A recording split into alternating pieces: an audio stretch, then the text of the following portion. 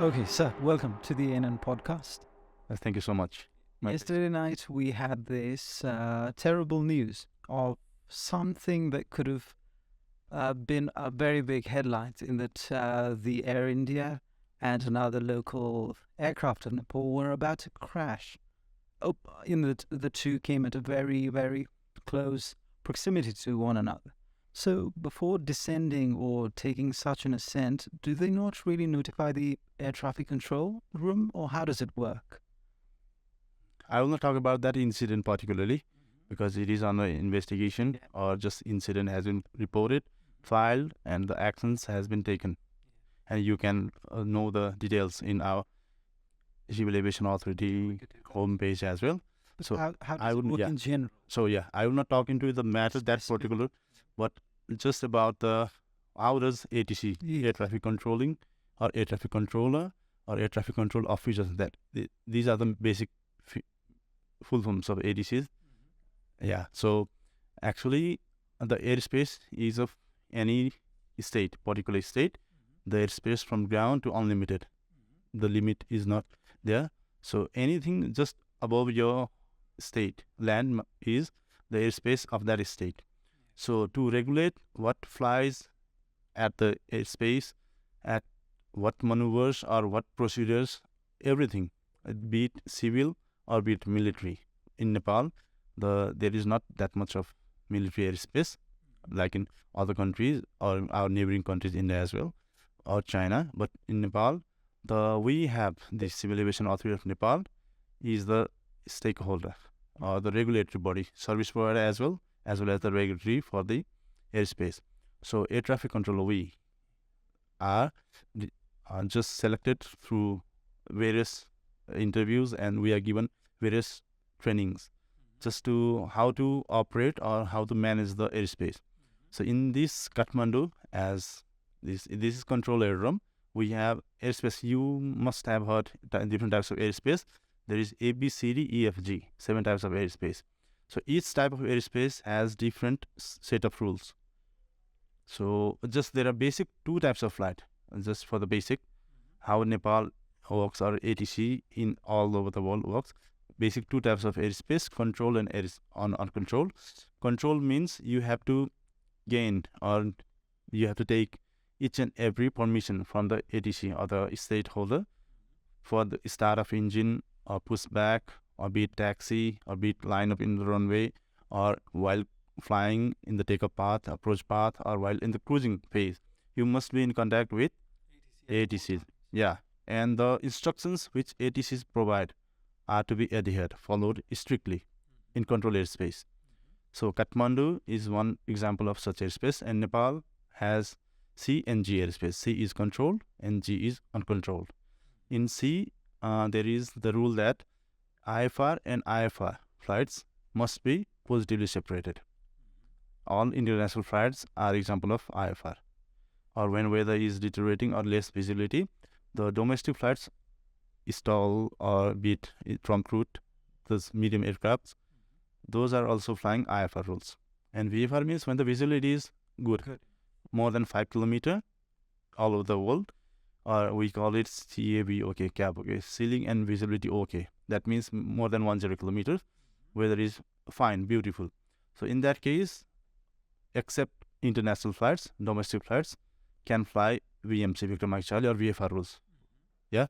So in Nepal, there is 2 types of airspace, C and G, control and uncontrolled. So the control aerodromes, we have 11 aerodromes where the permissions for each and every action must be taken from ATCs before performing in task. But this doesn't mean that each and every permission should be taken just from the ATC. If there is safety thing, or if the pilot cannot adhere to the instruction, he can ask for another help. Yeah, no, not help. He can ask for other options, because while flying, the first and foremost thing is safety. So for the safety of flight or the crew members or the passengers, everything first is safety. So we are actually designated to provide safety in the airspace, because anywhere in the world, if something happens, the name of the state comes initially, not airlines or not small things. And where did that happen? In the country of Nepal. Yeah. So for Nepal, we are the stakeholders, or we are the service providers, regulatory as well as service providers. But as an ATC, we are actually service providers, and the flight safety or head office acts as regulatory body or ministry also. So what happened in that case is flight level 190 and flight level 150. So if ATC says flight level 190, the flight has to maintain flight level 190 because it is for safety reason. One runway, and Kathmandu, after that US Bangla. So runway 02 for approach, IFR flight via Gura, Sierra Mike Romeo. You must have that, or other people must have some knowledge about how aircraft lands to Kathmandu, VNKT. So in that case, one was given flight level 150, and there are other planes in the grass hole as well, waiting for approach clearances. And the Air India was given flight level 190, and the rest, in the media. That's the thing. Okay. So how long are you in contact with a plane? Say, for example, if a plane is flying for 30 minutes. Yeah. You're in contact with the pilots for whole of the 30 minutes, or do you really take control only when you're taking off or landing? No. How frequent is the conversation? The conversation is it depends upon the situation, but from the time you start the engine or you ask for permission to start the engine till the aircraft lands and you switch up the engine, the rule is you should be in contact with air traffic control. We have in Kathmandu 3 types of positions: tower, approach, and area. In other stations or other states, there might be the different units, but the thing is basically the same. Before starting and till you switch off the engine, that is disembarkation of the passengers or be it cargo, anything. From the very time you start your engine till it switches off, it should be in contact with ATC. Yeah. Okay. So, do you know anything about the history of the air traffic control in our country? Say, for example, if you're at the office of the ATC, and if there's a pilot who is piloting an aircraft, what is the scientific technology that lets the two of you communicate with one another? Okay, that works in VHF. The way we talk with aircraft, it depends. It is on that electromagnetic wave, VHF, very high frequency, omnidirectional range, that is VHF. So it is the frequency from, I think, for the basic band for aviation, we have 118 to 132, 118.0 to 132.0. Those just for conversation or basic communication with aircraft. For example, the Kathmandu tower frequency is 118.1. Interpilot communication is 123.45. That is all in megahertz, not in kilohertz. So that is we have frequencies for separated for different units. For control, Kathmandu control 126.5, or for interpilot, as I said, 123.45. We can just separate or just make some separations for different units, but 118.1 can be used in different locations at Nepal as well. For example, 122.5, that is one frequency allocated for many stations, AFIC stations, and though this is the technique, but we have antennas for communication, and those have some ranges as well. The power or the manufacturer depends upon that. So in Kathmandu, we or all over the Nepal, we talk with airplanes in that VHF with that designated frequency. If it is in contact with tower, it is 118.1. Just before tower, it is transferred to tower. For startup or for taxi, it is on ground frequency 120.6, like that. So I think it is the radar that allows you guys to know where the plane is located at the time of flying? Yeah, radar is for, like I said, VHF is for communication, but radar is for surveillance. Moti sir and Norin sir, on the way to Hetauda, they talked about that radar. I didn't know what it was, and in your page as well, Aviation Nepal, they have posted one TikTok for aviation lovers. Do you know what this is? And I have commented there. So that is one example of radar that is en route monopoles, surveillance, secondary radar. And in Kathmandu, you must have seen 2 orange rotating things at the northeast part of the airfield. Yeah, those are the radars, primary radars, secondary radars, and there is one also terminal MSSR. And at Batidara, south of the Kathmandu, that is indoor MSSR. Those are the radars, and that are actually used for just for surveillance. So where it is, at what rate it is climbing or descending, with velocity is it cruising, everything, or rate of descent, rate of everything, I said. So that is for surveillance, and VHF is for communication. Okay, just on a note of separating 2 things.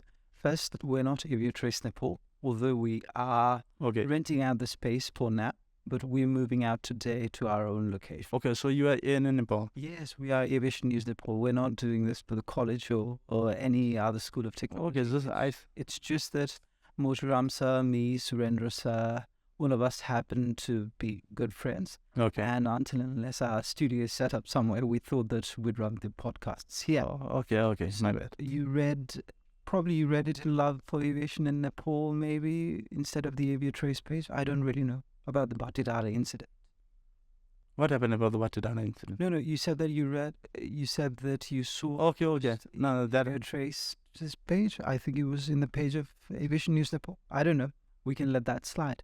I heard that the radar was installed after the incident of Batidara in our country. Is that true? Or was there some change in the quality of the radars that were installed?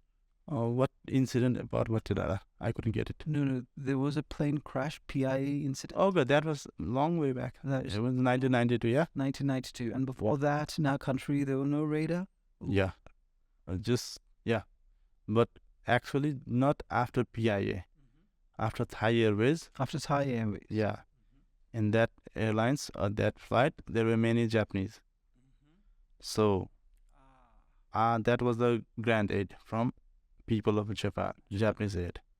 So, after PIA and Thai, back to back within a year, after Thai Airways crashed and many lives lost, there were some Japanese as well.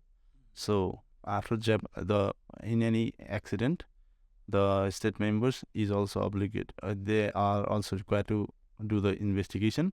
But the other states which are also free to do investigation are the members or the people, passengers of the countries, which countries they are origin. Their country also has the right to perform that aircraft investigation. And the state of manufacture, be it Boeing, Airbus or ATR, the state of manufacture where it was manufactured, those are also entitled to do the aircraft investigation. So in that case, after PIA, Thai chose Japanese. That's why that was the concept or the aid given from Japan in Chile. So if there are 2 or 3 stakeholders who do the postmortem of an aircraft, for example, maybe it's the Nepalese government or the CAAN from our country, maybe it's Airbus if the Airbus has gone down, and if there are nationals of other countries, then the governing bodies from there. So do these 3 different stakeholders come together and do the investigation, or do they launch separate investigations and then cross-question each other? How does this really work?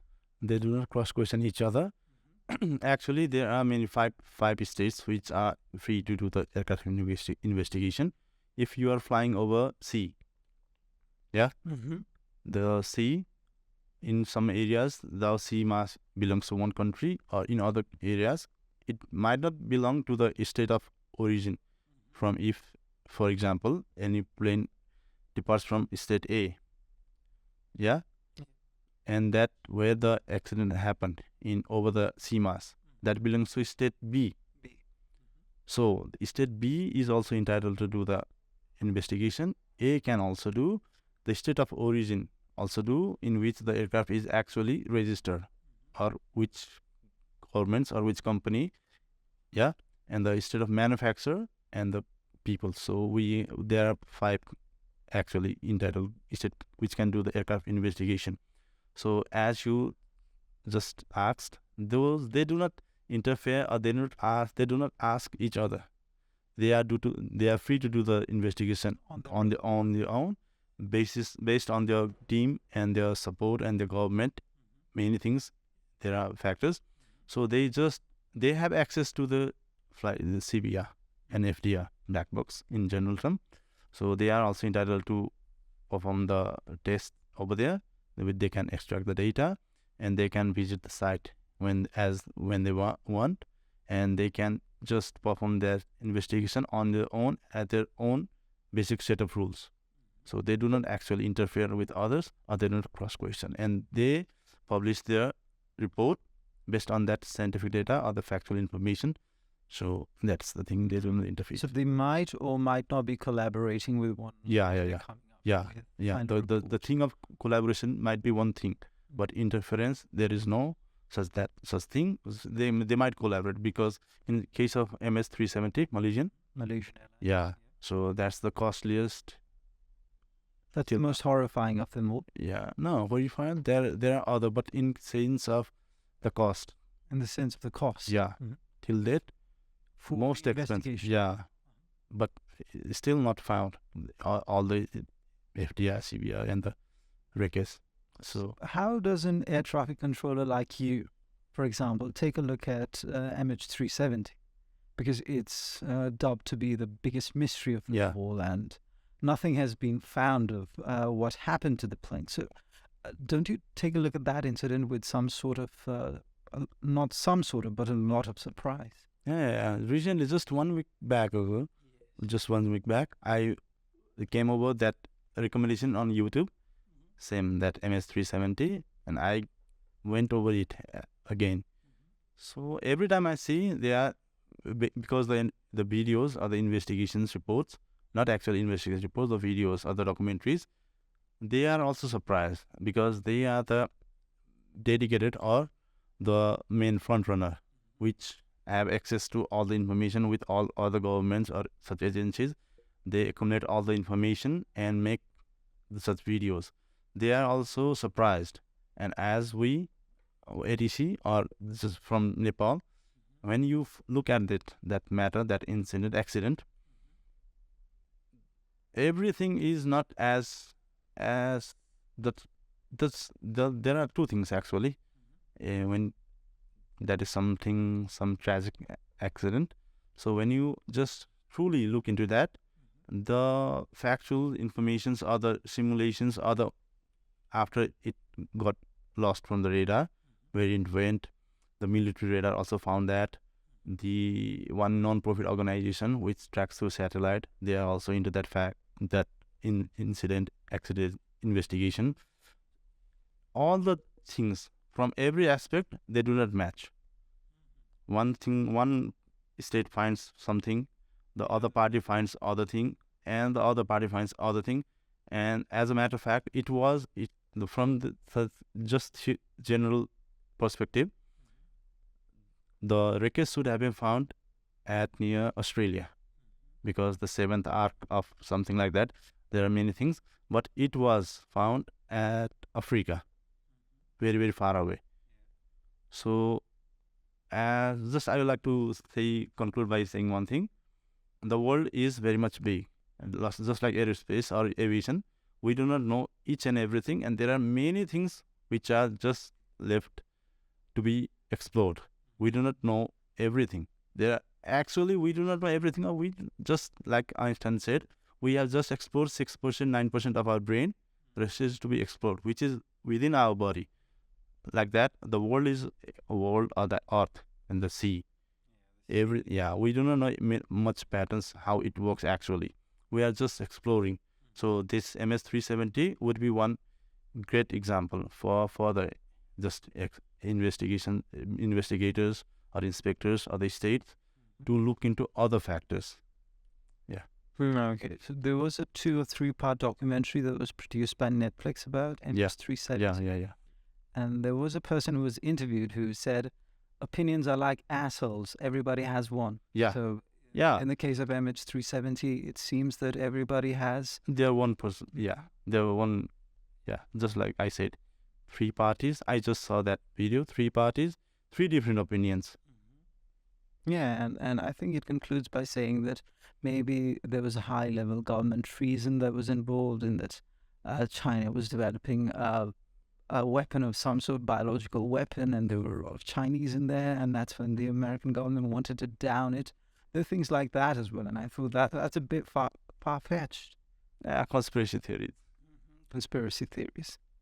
Besides the MH370, has there been any incident of that sort, that a plane simply vanished from thin air that you know of? No. Actually, in that video also, France Airlines 925, something like that, 25, something like that, it was also vanished, and they found the debris or the wreckage FDR after 2 years. 2 years. So in case of MS370, they also took that Air France as an example. So the waves, how it performs, the nature, where the debris might be found after 2 years, 3 years, 4 years, the nature of wave, all the wind from the satellite, everything. By doing that also, they are not able to find the exact black box or the wreckage of the MS370. So as far as I know, this is the first case where the debris has not been found.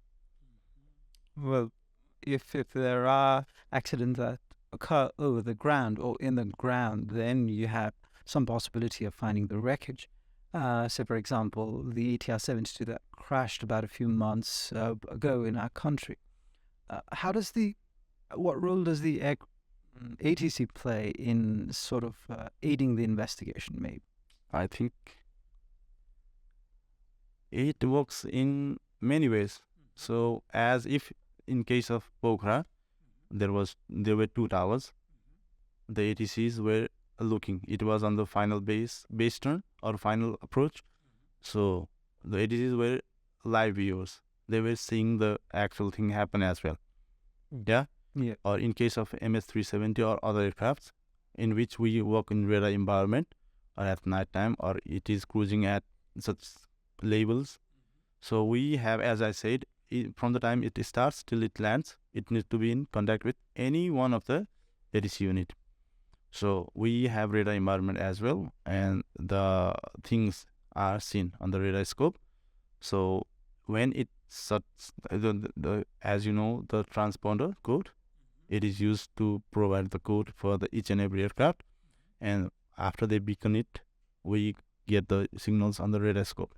If they shut down or switch off the transponder, we do not see the aircraft. But in civil airplanes, it is mandatory for the purpose of surveillance. So if anything happens at any time, the first and foremost thing is from where it vanished or from where the signal was lost. So, and after it was lost, the area or the pinpoint starts from there. And after that, if within that territory or radius anything is found, the basic thing is from surveillance or from ATC. Or in some cases, we are just in no surveillance, just contact, right? In case of Nepal as well. So you are aircraft, I am the ATC, we are talking. Yeah, you need to report your position time and again. You cannot just cruise at an altitude and just switch off the frequency, or you can just take off your headphones and do not talk with ATC. You need to talk. If in case the flight is longer or there are many aircrafts, and for VHF congestion only, to reduce it, you need to report your operation normal at each and every 10 minutes, 15 minutes, something like that. Otherwise, for small airspace, you need to ask for, or you need to be in touch with ATC. So at some point, if we do not have conversation, and I raise call to you, within 2 minutes, if you do not answer, or at most 5 minutes, and then the search and rescue team is activated, RCC, because anything might have happened. So the first thing, as you ask, what is the role of ATC? The first thing for an accident or investigation or any mishappening, we are the prime, just focal points of some sort. Yeah. We are the focal points, and we can't just give our actual. In case of such things, we need to give the actual footage or recording or our experience and knowledge where it was, what happened. So that it works like that. Okay, so a couple of days ago, we were doing this series that's known as This Day in Aviation. And every day in the Aviation Nepal news, we try to cover a plane crash that was pretty out of the ordinary, in other words. I read about an incident that took place about 6 or 7 years ago. There was a flight that was flying from Spain, and it had to land in Germany. And the co-pilot was mentally retarded. Germanwings? Yeah. Germanwings. And he crashed it in the French Alps. Yeah. In that case, say he shuts off all of the communication and say, No. No? No. What does he do there? If you have any idea. Yeah, I have such ideas. The matter of fact is, I went over that video yesterday just. Okay. I was at duty. The flight name was Germanwings 9525, 9255, Yes. or 9525, something like that. Yes. Yeah. So that was the case where the co-pilot, he was from Rolls or Rhines, something from Germany. From Germany. Yeah, the co-pilot. Lubitz, something. Yeah, Lubitz. Ludwig, I think. Yeah, something. Yeah. So that case was actually, as per the investigation report, he just from the autopilot or the altimeter, he just switched it to from 30,000 or 38,000 feet to 100 feet, the lowest possible, when the pilot was out for bathroom. Yeah. So he just locked the door. And after that incident, the recommendation that the door cannot be locked or within the cabin or the cockpit, there need to be two, and it was again withdrawn. But as the pilot went for a short break, he locked the door. Then he, as a matter of fact, just that flight before he went to Spain, in that first leg, he had practiced the same thing by setting the altimeter setting to 100 feet, just for a moment, just when the pilot was just gone for the break. Yeah, but he just wanted to try what happens. And in that particular flight from Barcelona or Spain to Germany, he did the actual thing. So in that case, as the video shows and as per my knowledge, he didn't actually just switch off all the communications. He did not respond. Yeah, he did not respond anything because he wanted to do that. So he locked the door. He switched the mode to 100 feet altimeter, as it was autopilot. And as the video shows, the passengers as well as other crew members and the main pilot, they didn't know that the plane was descending in descent, because that was not manual. If he wanted to do, you must have just nose down the aircraft, in excessive rate, so other would have known. But he said that through the FMS or autopilot. So it was in gradual descent. The rate was about 3,000 feet per minute. Yeah, the standard is around 2,000. We do not know if the plane is ascending or descending. The rate of descent was, but in that case, he locked the door and he didn't respond. The communication, the Marche, Marche Communication, ATC, they were raising call many times. But he did not respond. Yeah, he didn't respond. And the fighter aircraft also took off to intercept. But in such cases, he just didn't give response to anything. He just wanted to crash the flight. So in that case, as you asked, he must have heard everything. The communication was as per the FDR and CBR, no use of CBR, but FDR. Everything was on. He didn't switch off the communication or these frequencies or anything. Just. Okay, so if the rate of descent is too much, say for example 10,000 feet per minute, then the ATC knows and informs? No, in that case also the ATC knew. In that case also, because in our case also, Nepal has also, we have that MSSR, DMSR and EMSSR. We know the rate of descent, rate of climb. So if we have given you to maintain flight level 380 or 38,000 feet in general term, the transporter shows we have mode Charlie, it shows the altitude, that shows equal to. So that means the flight is maintaining the given level, or if it is climbing, it shows up arrow, it is climbing. At which rate it is shown. If shows down arrow, it is descending, or it is on descent at which rate also. So it must not be that 10,000 or 5,000 feet per minute. Be it very low, very small rate of descent also. Over the course of time, you can see when it starts to descend, the down arrow shows, and you know it is descending. So in that case, the controller must have initially asked if there was weather or why you are descending, not following the given label. But upon call, he didn't respond. So in that case, does the ATC report to the respected police authority, maybe, or perhaps? And it doesn't work like that. It doesn't work like that. Yeah, police are involved just after anything happens. operation. Yeah. So at the time, in case of Nepal or other sectors, if such thing happens, we have our supervisor, safety in charge, we have our safety inspector, or RCC units, or general manager, and director general DGCA. We inform to those, those people. Police is not involved at the police. So whenever you're talking with the aircraft, you're talking with the pilot or the co-pilot, or how does that really work? Yeah, there's in every aircraft there might be different configuration. In some Illusion type aircraft or the Russian era aircraft, Soviet area, or the Russian aircrafts, or in other aircraft as well, just MI helicopters as well, there are 3 sets or 4 sets of headsets just for communication. So there is actually, it doesn't work a 2-way like this. That is one way. We have something to press. PTT means push to talk, right? So we have, it might be of at hand also, or at leg as also. So you need to push that or press that. Yeah, push to talk, press to talk, PTT. That is, if you press or push it, then only whatever you say, it is transmitted. And if you do not press anything, then everything, other aircrafts are also flying at the same frequency, monitoring the same frequency. Yeah, in Kathmandu, you can see many planes come to land at any aerodrome, or say Kathmandu. So there are numerous aircraft.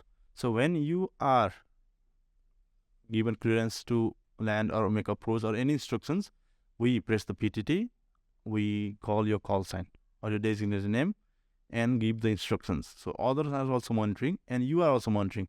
So when the call sign or the prefix is the call sign, when it is of yours, then you need to reply. You need to acknowledge it. You need to reply. You cannot just monitor and say, I have monitored. You need to reply it as well. So in that case, any other cases, all the cases. So when I talk, if you are 3 people or 4 people at the cockpit, right? Including the engineer as well. Engineer can also monitor the things. So when I say anything, you are all hearing it. So whoever wants to reply, be it pilot or co-pilot, they can just press the button. And yeah, but it is in the case of cockpit, during the phase of landing and takeoff, PIC takes the main pilot, takes the command of the control. So communication in some cases are done by the main PIC, or in some other cases are just like you saw the jet wings, jumbo wings. Yeah, when pilot is out of the cockpit, co-pilot can also communicate. So that's the thing. So for example, if a plane is taking off from Kathmandu, the communication first is with the ATC tower in Kathmandu. Yeah. And then it switches to the one in Pokhara? Or how many air traffic controllers are there in our country? Only one? No. I just gave you the example at the very beginning. In Kathmandu, we have 3 units for communication, or just for ATC purpose, controlling purpose, tower, Kathmandu tower. Then there is Kathmandu approach. Then there is Kathmandu control. We call it area.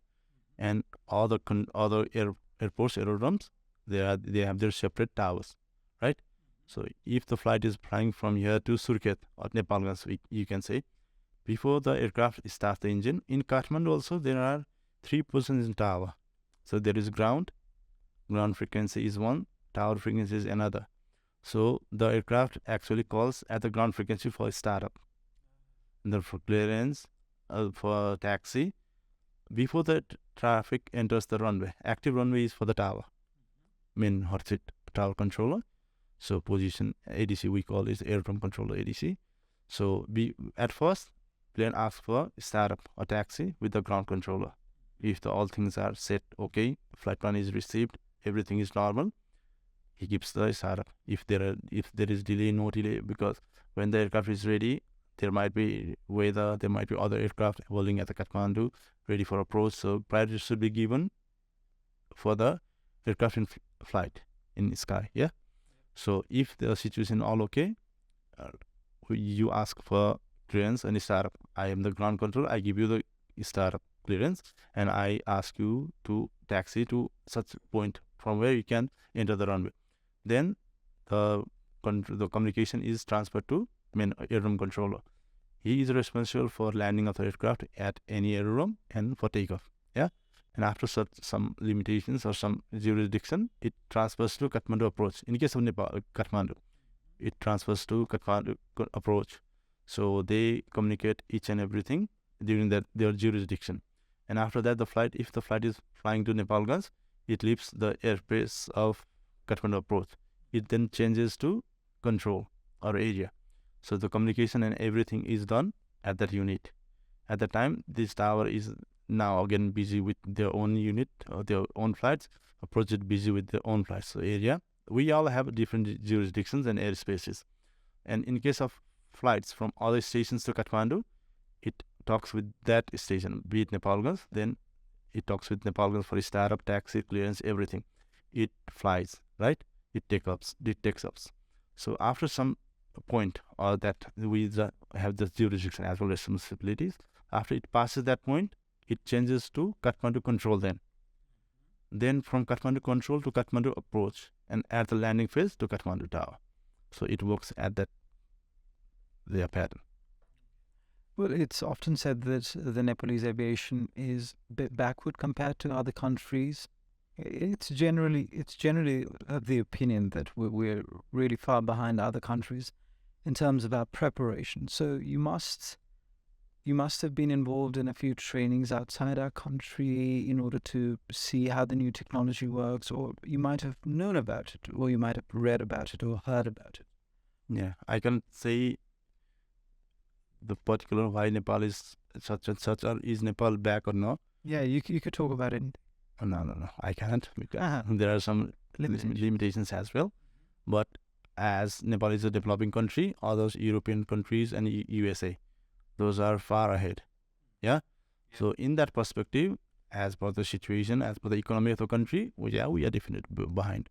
So you're an aeronautical engineer by studies? Yeah, by background. Yes. So how does an aeronautical engineer get into the ATC? Because we see a lot of aeronautical engineers. Your friend Saswat, for example, is doing something else. We've got Moti Ramsa, who is also an aeronautical engineer, who works as the director of the aviator. So for any aeronautical engineer or an aspiring aeronautical engineer, what is the path ahead in order to get into the ATC? The thing is actually ATC, air traffic controlling, not only aeronautical engineers. If you are any other sort of engineer, mechanical or electronics, avionics, anything, you can get into the ATC. Yeah. If you are also a graduate of management, BBA, MBA, BBS, you can also get into ATC. Or you are a major in science, physics or chemistry or microbiology, such sectors, you can also, after completing your bachelor's degree, you are eligible to apply for ATC. And the limitation is below 27 years at the time of application. At the time when you apply for your job, you need to be below 27 and above 21 for ATC. So those backgrounds and those age limits, the people, they are entitled for such jobs. And the thing is, actually, it is published in Gorkhapatra or Lok Seva as well, and our website as well. You need to first complete your English comprehension test from Vishwavasa campus. Yeah. So you need to get either, there are 4 grades, A, B, C, and D. You need to be within A or B to apply for, just for your form to be approved. If you are within C or D, your form will not be taken or entertained. So after completing your Vishwavasa test, A or B, you can then apply for the job. Yeah. So in the job, there are 3 parts: psychometric test, just logicals, then is English, and the other rest is general knowledge. So those 3 parts, the exams are taken, and if you make the cutoff, other as at a time, the training asks for 16 people. Now, Civil Aviation Academy is responsible for such trainings, so it asks for 16 people at a time. So if you make the top 16, then you are entitled to get the basic training. Right now, Alpha, that is ATC licensing, aerodrome control, and AFIs course. Yeah, control and AFIs means aerodrome flight information service, the service we provide at uncontrolled airspace, such as Lukla or Simikot or Bozang, such airports that where the airspace is uncontrolled. You provide AFIs. You just provide the aerodrome flight information only. You do not control that over there. You provide the wind is such. You provide the pattern is such. You provide the weather is developing or not developing. Everything is good or not. You say if the visibility is okay to land or not. You are not entitled to control the aircraft. Yeah, AFIs. But ATC licensing and aerodrome control means controlling the aircraft. So after you pass the aircraft, that training examination, you are entitled for 6 months training. From that basic training, then you just need to appear at another exam for such postings. When you pass it, clear it, then you are posted any other places, not control aerodrome or not Kathmandu initially. And after some years or some time, you get another training, that is area and approach course, that is for control, and then you get that another 6 months of training. And those who have passed the initial training, Alpha, those are entitled for such trainings. Other people are not entitled to get such trainings. So the in-house, it is the Alpha area and approach course. Other trainings are for the in-house people only. So after that training, you get to work at control aerodrome in Kathmandu as well. And right now, there is other, just for the surveillance radar. You talked about radar. That is surveillance. And that is, for that surveillance, you need to take another training, 3 months of training. And after you pass the training, then you get to work in radar environment. So you've worked in 2 of the more beautiful airports in our country, in Lukla and Simikot. Yeah, you can say that. So how was the experience working in Lukla? It was because we often hear that Lukla is one of the scariest airports in the world, and that there's always power shortage at times. And how does communication work, Jen? There are solars and batteries. The power shortage problem is there. Overwhelmingly shortage there. At times we don't have general electricity, but for the communication purpose or for our airport, we have solar panels as well as and backup batteries. So you don't really get to know where the aircraft is? No. We get to know the exact location or the speed or the such thing, the surveillance thing at Kathmandu only, Kathmandu area and approach. At other stations after Kathmandu, the sole thing is means of communication. You communicate, you write it down in a flight strip. That is one means of communication, or to keep the things in our knowledge, where it is, at what time it's checked, right? So in case of Lukla, the sole thing is communication. You report, or pilot reports your position Lamzura. Lamzura Pass is one thing, or by south if it is from Kangalara. Yeah. So that is Rumzata, then Abim Khandara, Kangalara, something like that. Then 105 Padara is the while entering valley. Then after that point, you can see the aircraft visually. So in case of Nepalgan as well, if it departs from the airport, we cannot see it for the long period of time. So up to till passing 13,500 feet, it remains in contact with Nepalgans. So we are in contact with communication only, no radar scope, no surveillance. But those things are seen from Kathmandu. Yeah, but that is their airspace, and to enter our airspace, they need to ask for permission. The levels, or at what time it can depart the aircraft, because the traffic congestion might be at its peak in Kathmandu. Also, they might not be able to communicate with each and every, or to provide an efficient service, safe, orderly, and expeditious. SOE. We work on 3 terms, SOE. So first and foremost is safety. then is orderly, then is expeditious. So the expeditious is the least importance. It is of importance, but least, because first and foremost is the safety. Okay, so how many years did you live in Lukla? I worked there for 1 year From from 2015 to 16 to 17. 16 to 17. Yeah. And then you went to? No, actually, I started my job from Chaurzari, Rukum. Aha, Yeah, first posting was Chaurzari. Then I went to Khanirara, Khotang. Khotan. Yeah. Then I went to Lukla. Then for a short period of time, Kathmandu. Then back to Surkhet. And when I was at Surkhet, I got that second training I talked about, area and approach. And after that training, I went to Simcoe of 11 months or 1 year. You can say 1 year at Simcoe. And after that, Mangsir 2076, right? Just before Corona. Yeah. I came to Kathmandu, and from that time, I'm here. Kathmandu. Yeah. So how have the airports in such remote parts of our country helped life in general? Yeah, the thing is now, we have access to road as well. The Humla, where I worked, Simikot, it is the only district where road is not linked with the national highway. Yeah, so the sole means of transportation is just airplanes. Yeah. So in that case, it is of great use or get great help. But at other sectors, there is road access. The airplane fare is high.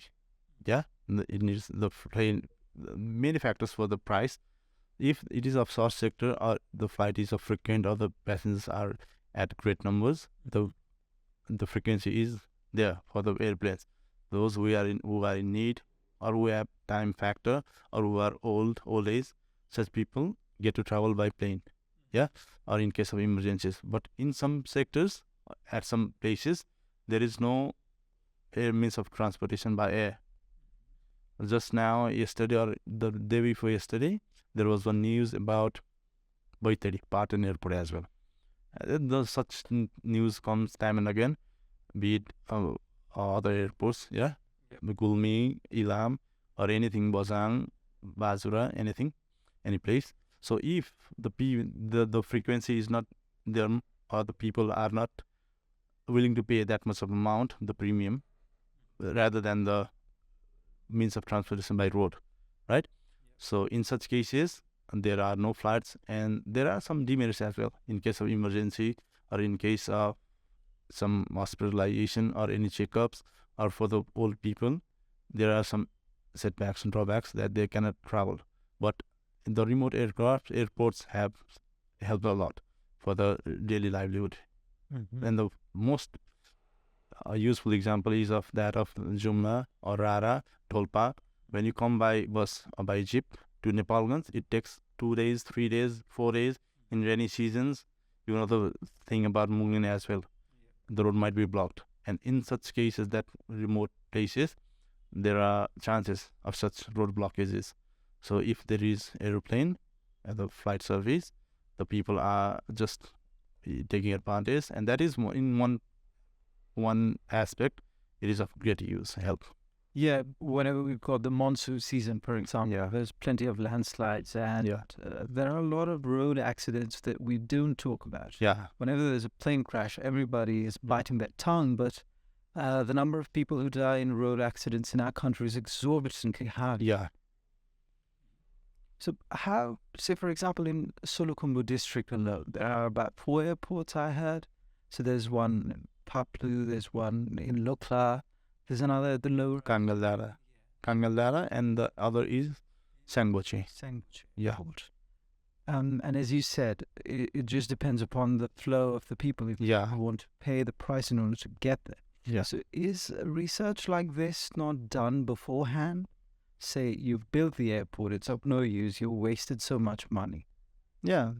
How does the research work before deciding where to build the airport? No, the thing is, if a new airport is being built or constructed, the case of Nepal is many airports were airfields were built many years back, right? At that time, there was no road access. Yeah. So in case of any airport, rather than just one or two, all airports were built many years back. At that time, there was no effective road services, no transportation by land, so such airports were made. And after time, as road access was, it was linked with road access, and people got the means of communication by bus or jeep, they preferred that because it is cheaper as well, and it is available at any time. But in case of Solukhumbu, for airports, Sangboche, it is the highest airport. 1, 2, 3, 4, 8. Yeah, 12,348 feet, highest elevation airport. The path is a bit risky, and the airplane which used to fly there was Pilatus Protos, right? Yeah, single engine. Yeah, it was a small plane. These right now Dornier and Dornier, Twinter, Tate, those cannot perform at the maximum efficiency due to the terrain, so it has been closed. MI helicopters for cargo purpose, it goes there. So it is actually in use, Sangboche right now. Faplo, it is in use. Yeah, and Kangel, if something happens or there's an emergency, yeah, or if the maintenance is to be done at Faplo Airport, Kangel is being used as an alternative. Yeah, and Lukla is the gateway to Everest. So it is the busiest among the stalls. So how's it like living in these remote parts of that country? I lived quite close to Sangboche for about a year, so I know that it's extremely cold. But the feeling is heavenly for me. I enjoy the cold environment, the scenery, the mountains, everything, because we grew up at Kathmandu. I actually grew up at Suket. That is also a valley, populated, and then after that Kathmandu. So we do not have such experience to live at such remote places to enjoy the view, the scenery, the environment. Here is just Russell and hustle only. So when I lived there, I worked there. For me, the experience was heavenly. I enjoyed each and every bit. Be it Simikot as well. Simikot, it is at the topmost, far west, northwest, yeah, at the top, yeah, 9,741 feet. So all around mountains, you can see the views. And during such time, winter, at our time there was about 3 to 4 feet of snow, and the airport remained closed for 2 weeks due to such heavy snowfall. But also we enjoyed the posting. So how's the life in general of the people in districts like that where there's no road access? Because it's something very alien to Nepal. Yeah, it is difficult, and the life is difficult because the things are costlier. For one bottle of drinking water, you need to pay 120, because 20 rupees buying charge and on 100 cargo. Freight charge. Yeah, cargos. Because from Nepal and Surgat, it needs to be flown. Yeah. For gas, no gas, because they cannot be transported by air. They have to be transported by we say khachar, mules. So that are also costlier. If anything happens, you need to go to Surketa. The price of airplane or airfare is also high, and other commodities, as they have to be transported by plane cargo, there is extra premium. So the life there is difficult. Day-to-day life there is difficult. But others, if we talk about the other aspect, those are the people of their native, right? So they are living their life to the fullest as well, because they do not need to go anywhere. They have their production there, they have the family there, the schools there, community hospitals there. So for them it is a bit easier. But for us who are posted there, for us the life is difficult, because they are used to the weather as well, the climate there, but we are not. So it becomes a bit difficult for us. When I was there in Simikot, one interesting incident, the power outage was there for 3 days and 3 nights. 3 days and 3 nights. And the temperature was -21, -14, something like that. And when we used to sleep, or we used to put our all clothes, 2 layer, 3 layer, 4 layers clothes, 2 to 3 layers of our blankets. Then also the chill, the Coldness. Yeah, it used to struck our bones, and we couldn't sleep due to pain. So at daytimes there was sunshine, but at nights, but for those people, they are accustomed, and they no difficulties for them. And in cases like that, where the power outage is there for 3 to 4 days, how does the ATC communicate? Because the solar might also be dying, right? Or is there a significant backup that's generated beforehand? No. The solar, if at daytimes there is sunshine, the solar works. So no need. It's not a big problem. Yeah, but if it's snowing, the airport is closed. So we do not need for the power for communication, because the airport is closed when it snows. If there is a layer of snow at the runway, the airport is closed. So we do not need to communicate at the time. Just to give information, weather information to the Nepal Kathmandu, airport is closed. No battery needed for communication with the aircraft. But when the aircraft is coming to land, so at that time, Simikot or other airports, those are VFI airports, the weather should be nice. If the weather is nice, the solar works, so battery is charged. No need to worry at such case. Okay, so that's about the overall life in Kathmandu and in the other districts. But how about the life as an ATC in Kathmandu compared to the life as an ATC at Lukla? Is it somehow more competitive? Yeah. More challenge here, because Lukla, Simiko, those are AFIs. We just provide flight information service on controlled airspace. We give the information. Yeah, but in Kathmandu, be it tower or area approach, we are the controllers. We need to control the aircraft. We need to provide each and every instruction with calculations. We cannot delay any aircraft on the basis of anything, because it is on surveillance, right? And other parties are also monitoring. We have right now flight radar as well, B2 tracker for private helicopters as well. So they are also monitoring, and we are also here for providing safe and orderly service, right? So the safety is most important factor, and for that, the cases of Air India and Nepal Airlines, we need to monitor each and everything. You cannot just pass the information, runway is such or the wind is such the aircraft comes to land at its own in other Lukla or Simikot.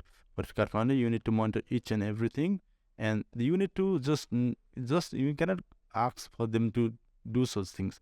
If they are not able, they will ask for alternatives. Then you need to have something in your pocket as well as an alternative. And if they are unable to comply to that instruction, then you need to have other alternative as well. And while doing all of these, you need to separate each and every aircraft positively as well. Positive means positive separation. They need to discrimination. Separation. Positive separation. Yeah, positive separation, because we are IFR flights, Kathmandu control. Positive separation means we need to provide the set parameters of distance, altitude, differences. So airspace is small, there are many flights, and we need to monitor and provide service to each and every traffic positively. So that means you have some more stress and more responsibilities. But in Lukla, the airport is small, the flight frequency is less, the type of flight is VFR uncontrolled. You just give the information, they come to land. If they are not able to land, they will divert. Just you inform it to Kathmandu, done. Okay. So from the position of hierarchy, say you become the air traffic controller now. Now, what is the higher position in your department that you perhaps might ascribe to or aspire for? The most higher post are as you say, as I'm aspired of, that is of DGCA, Director General of Civil Aviation. That is the highest post in our office, in our authority. So right now I am at level 7. Yeah, senior officer, and then I'll be promoted soon to deputy manager, 8. That is level 8. Then there is manager, level 9. Then is deputy director, level 10. Director, level 11. 12 is deputy director general, right? And the 13th or the highest is the DGCA. So we still have halfway to go. Yeah, so I just started. I wish you all the best for the rest of the journey. And next time around, we hope that you've got a promotion of sorts and we could talk in a better studio than this. Thank you so much, Ujjwal, sir. So thank you so much. Best wishes and congratulations. Thank you. Thank you.